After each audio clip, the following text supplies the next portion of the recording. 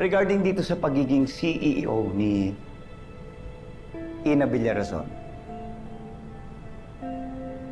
walang kwenta na to, ibaliwala nyo na.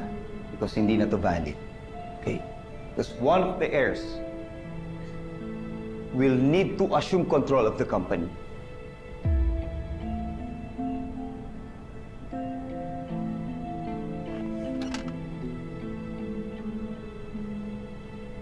Well, while we are currently facing challenges, particularly in Lola's condition, hindi ko naman dapat pabayaan ng kumpanya. So it is with a heavy heart na tatanggapin ko ang posisyon as the new CEO of the Lacoste Food Corp.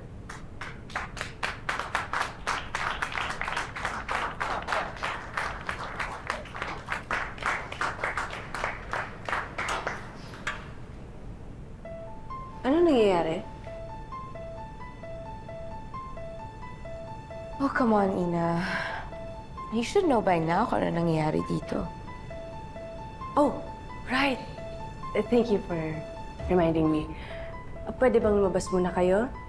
I need to have a discussion with my department heads. Dahil sa nangyaring gulo, nakagagawa niyo lang naman.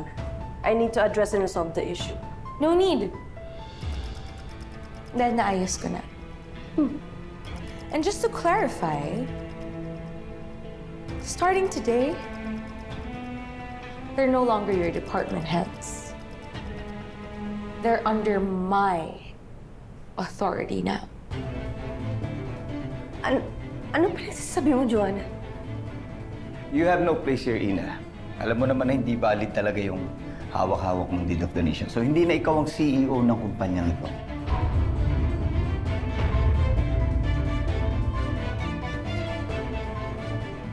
Hindi ba nakita? Inayos ko ng lahat. Pinirmahan na ni Joanna, iniwan yung totoong deed of donation na ginawa ni Ma'am Oria. Sila na ang totoong tagapagmana ng lahat-lahat ng shares ni Ma'am Oria sa kumpanyang ito. Hindi. Hindi niyo pwedeng gawin to.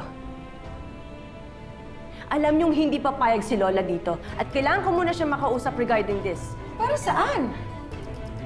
Para ba ikutin mo ulit? Oh, come on, Ina. Expired na yung pagiging fake and wannabe de la Costa mo. So it's time for you to leave. Okay? Hindi, Joanna.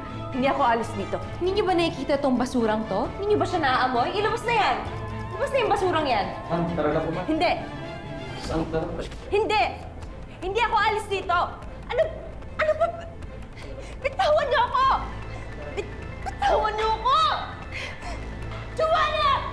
Saan po?